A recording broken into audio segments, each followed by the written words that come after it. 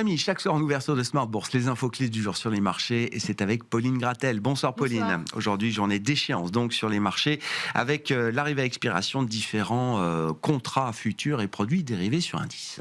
Oui, c'est une séance relativement calme sur les marchés après le rebond provoqué aux États-Unis hier par les résultats exceptionnels de TSMC. Les indices à Wall Street ouvrent aujourd'hui autour de l'équilibre sans tendance marquée. Côté européen, le FTSE inscrit un nouveau record en séance. Le Stoxx 600 se maintient autour de l'équilibre. En France, le CAC 40 évolue en territoire négatif sous 8300 points. C'est la 5e séance de recul consécutive pour l'indice parisien qui cède plus de 1% cette semaine, pénalisé par le luxe et l'automobile. Et puis on notera en Asie que Taïwan, Taipei et les États-Unis ont conclu un accord commercial. Oui, cet accord historique prévoit des investissements massifs d'au moins 250 milliards de dollars de la part de Taïwan pour développer la production de semi-conducteurs aux États-Unis en échange d'un abaissement des droits de douane sur les produits taïwanais. Les tarifs passent ainsi de 20 à 15%.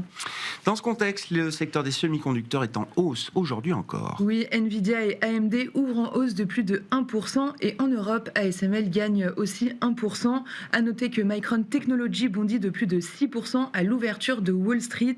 Selon un dépôt de la SEC, le directeur de Micron a acheté des actions pour une valeur de près de 8 millions de dollars. Et puis du côté des valeurs françaises, en l'occurrence, le titre Ubisoft, lui, a passé une bonne semaine.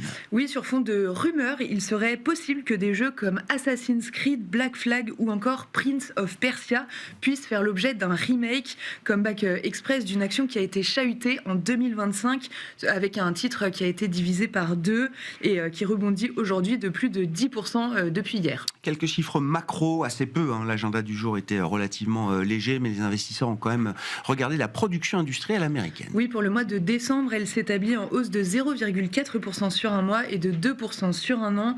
En zone euro, on a également regardé l'inflation allemande en seconde lecture. Pour le mois de décembre, elle est parfaitement conforme à la première estimation, en hausse de 2% sur un an et de 0,2% sur un mois en données harmonisées. Quels sont les équilibres observés aujourd'hui sur les grands marchés macro et notamment les marchés obligataires, Pauline? Aux États-Unis, les rendements sont restés assez stables avec un 10 ans contenu dans une fourchette entre 4,15 et 4,20%. En Europe, le rendement allemand à 10 ans se tend légèrement pour évoluer au-delà de 2,80% au cours de la séance. Sur le marché des changes, le dollar est stable avec un euro-dollar autour de 1,16.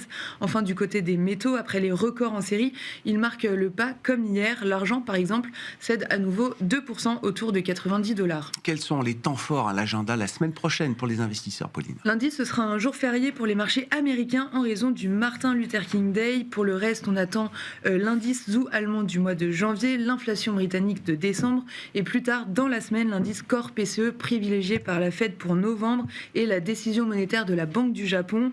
Côté micro, on attend les résultats de Netflix, Intel, 3M, Procter & Gamble et en France, LVMH et Dior.